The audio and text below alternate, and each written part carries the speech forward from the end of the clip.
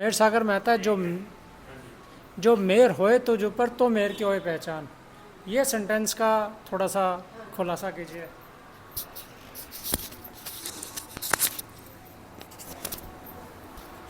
आपने बात करी है कृपा की, कि कृपा तभी जानी जा सकती है जब हमारे ऊपर होती है। अगर मैं आज की डेट में कहूँ तो मैंने ये जो संसार को जब आंख खोल करके देखा है तो कृपा के अलावा और कुछ देखा ही नहीं है।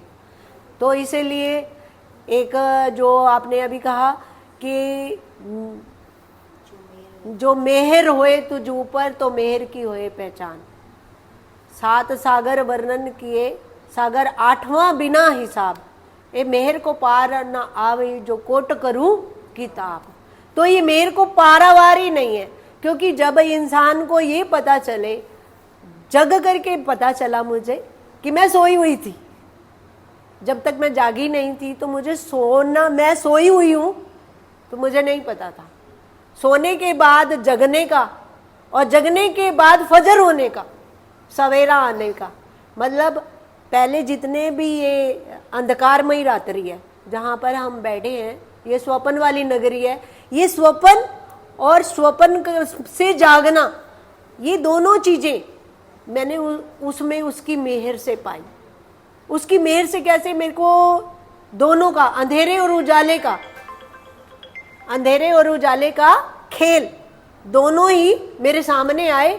तब मेरे को असली और नकली पता चला कि मेरा जो ये शरीर था वो साधन था, और जो मैंने प्राप्त करना था वो मेरी आंतरिक इंटरनल शक्ति थी। बस वो इंटरनल शक्ति मेरी आंखों से ओझल थी।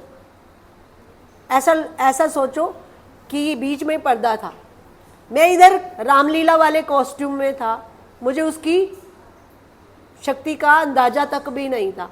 ज़्यादा से ज़्यादा हमें कितनी हो सकती है, स्वप्न में बैठे हुए, नींद में बैठे हुए हम कितनी मान सकते हैं कि हमें उसकी शक्ति के बारे में कितना पता चलता है।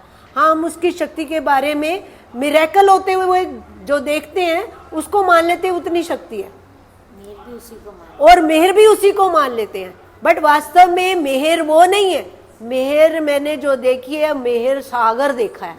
मैंने अभी कहा था सात सागर वर्णन किए सागर आठवां बिना हिसाब, ये मेहर को पार ना आवे जो कोट करूं किताब।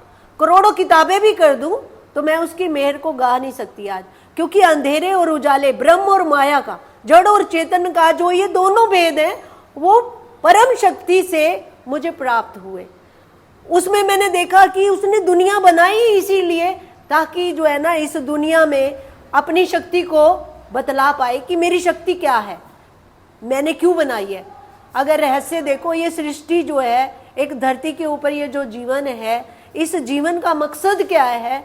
जब तक आप उस मकसद को नहीं पाते तब तक आप भटकते रहते हो और भ्रम में पड़े रहते हो।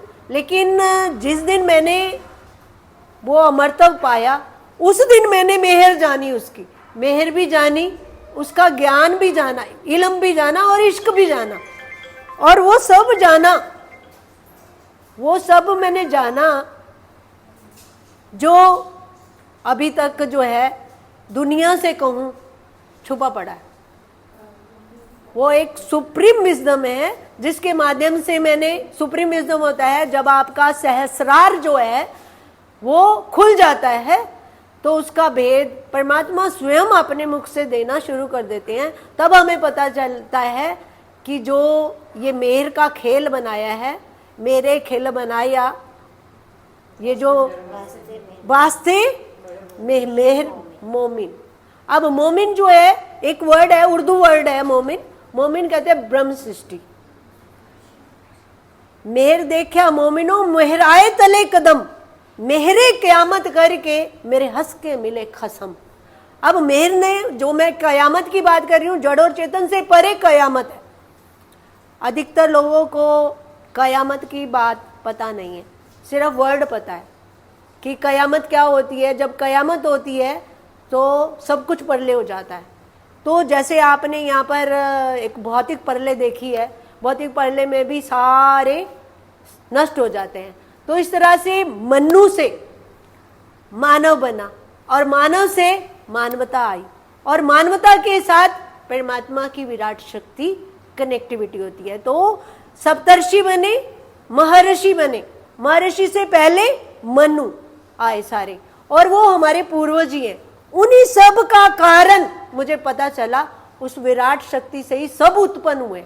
तो मुझे पता चला कारज क्या रचा गया, इस सृष्टि को उत्पन्न करने का कारण क्या था और कारज क्या था। कारण के साथ मैंने महाकारण भी देखा, रास में प्रवेश करवाना, अपनी रूह को अपने पूरे भेद देना कि अनाद शक्ति का, सनातन शक्ति का, शाश्वत शक्ति का, सारी शक्तियों का जो है परिचय मिलना, और वो भी प्राण प्रतिष्ठा होने के बाद।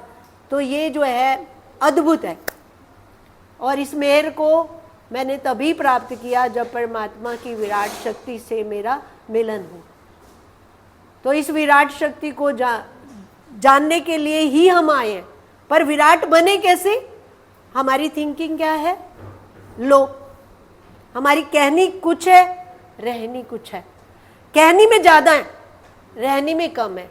अभी कमी कुछ भी नहीं है। आप देखो हिंदुस्तान में, पूरे हिंदुस्तान में उठा करके देखो, सत्य को प्रकट करने के लिए, प्रचार प्रसार करने के लिए कहीं कोई कमी नहीं नजर आती। ज्ञान की कोई कमी नहीं है, पर कमी कहाँ नजर आती है कि उसका इम्प्लीमेंट नहीं किया जा सकता।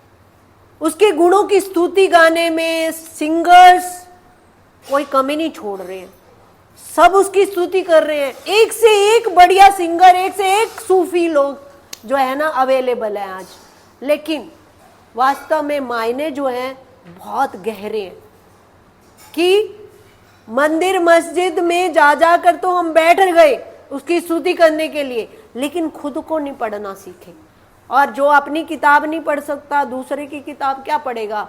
अब मैं भी पढ़ाऊंगी तो कितना पढ़ा लूंगी आपको, मेरी किताब थोड़ी पढ़नी है आपको। मैं यही सिखा रही हूँ, आग्रह भी मेरा यही है कि खुद को पढ़ना सीखो। बाकी सारी चीजें सीख गए हो, इतने इंटेलिजेंट हो गए हो, तो इस इंटेलिजेंसी को भी जो है ना धारण कर लो कि बाहर कुछ नहीं है, और अपने आप को पढ़ने से अपना शुद्धिकरण पॉसिबल है, और मन शुद्ध हो गया तो अपने आप आ जाएगा। तो ये शुद्धिकरण की डेफिनेशन है।